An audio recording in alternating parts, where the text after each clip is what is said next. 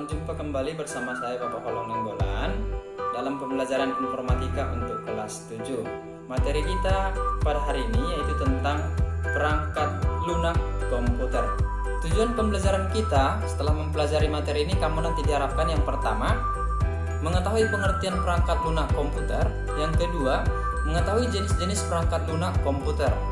Untuk pembahasan materi, silahkan perhatikan penjelasan saya dalam video berikut ini. Perangkat lunak. Perangkat lunak sering disebut sebagai software. Jadi pengertiannya, istilah khusus untuk data yang diformat dan disimpan secara digital, termasuk program komputer, dokumentasinya, dan berbagai informasi yang bisa dibaca dan ditulis oleh komputer. Dengan kata lain, software itu merupakan bagian dari sistem komputer yang tidak berwujud. Mungkin kamu di sebelah sini, sebelah kanan ada banyak gambar-gambar logo. Kamu sudah tidak asing lagi dengan logo-logo ini, mulai dari Word, Excel, Translate, Google Chrome, Explorer, Earth, dan Windows, dan masih banyak ya. Itu contoh-contoh perangkat lunak. Nah, perangkat lunak ini ada dua jenis. Yang pertama perangkat lunak sistem, dan yang kedua perangkat lunak aplikasi. Perangkat lunak sistem biasanya digunakan untuk mengontrol sumber daya komputer, contohnya Windows, Linux, Unix.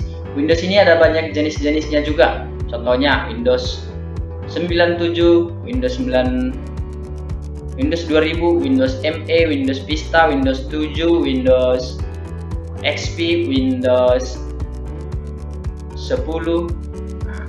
Di Linux ada banyak, Ubuntu, Fedora, dan lain-lain. Unix ada juga. Lalu aplikasi. Aplikasi itu yang digunakan untuk tujuan tertentu seperti pengolah gambar, contohnya Word, pengolah huruf maksudnya Word, pengolah gambar itu Photoshop, angka, Excel, dan lain-lain. Nanti akan kita bahas secara khusus. Pengolah kata. Software word processing merupakan aplikasi yang dirancang khusus untuk pekerjaan yang berhubungan dengan surat menyurat, contoh AB Word, Keyword, OpenOffice, Microsoft Word.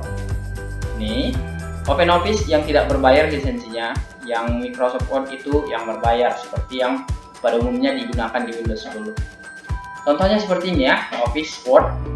Yang sebelah sini gambarnya walaupun hanya sedikit nampak, tapi kamu pasti sudah tidak asing lagi dengan hal itu. Kita lanjut dulu ke pengolah angka.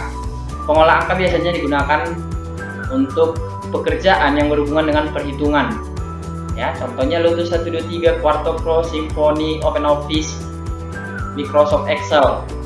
Lihat gambar sebelah kanan, contoh Microsoft Excel. Kita lanjut dulu ke pengolah database. Office software ini digunakan biasanya untuk mengolah data. Jadi kalau di sini tadi untuk perhitungan yang di angka, sementara di database ini untuk pengolahan data. Contohnya Workspace, DBase, Image Access untuk Office, untuk Windows. Contohnya Microsoft Access yang ini ya, sebelah kanan gambarnya. Masuk dulu kita ke aplikasi presentasi. Software ini digunakan untuk mempresentasikan data atau informasi, misalnya saat seminar, saat belajar, saat workshop, dan lain-lain. Contoh aplikasi ini adalah Impress, PowerPoint, dan lain-lain. Sebenarnya di Google Sheet ataupun Google Apps banyak ya, seperti untuk Word itu ada, untuk Excel spreadsheet, untuk PowerPoint, dan ada Google Slide. Kira-kira gitu. Jadi online juga sudah bisa menggunakannya. Di Office Windows juga bisa ya. Windows ada juga yang seperti punya si Google. Kita lanjut dulu. Perangkat lunak multimedia. Software yang digunakan untuk memutar musik atau video, contohnya VLC player, GOM player. Mungkin kamu tidak asing lagi dengan logo-logo ini. Ada logo kaki, ini GOM player. Ada logo petir, ini Winamp. Ada logo di jalan-jalan itu VLC, dan ini Kalite Code biasanya. Kita gunakan untuk ngapain? Menonton drakor atau memutar lagu Blackpink. Kira-kira itu. Lalu ada pengolah grafis. Software yang digunakan untuk mengedit atau mendesain gambar seperti Photoshop, CorelDRAW, GIMP, dan lain-lain. Itu tadi pembahasan dari software atau perangkat lunak pada komputer. Silahkan buat ringkasan dari materi ini. Silahkan buka buku untuk referensi tambahannya.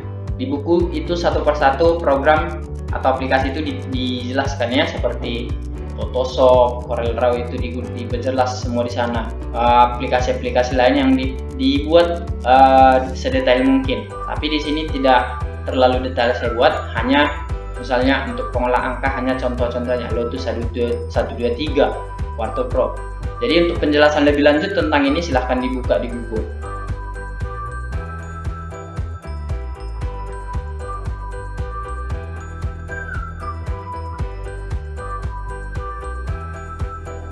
Demikianlah pembelajaran kita pada hari ini. Semoga penjelasan saya tadi kamu bisa pahami, dan silahkan kerjakan penugasan seperti meringkas dan menjawab pertanyaan yang sudah saya sertakan. Itu saja, semoga bermanfaat. Sampai jumpa di pertemuan berikutnya.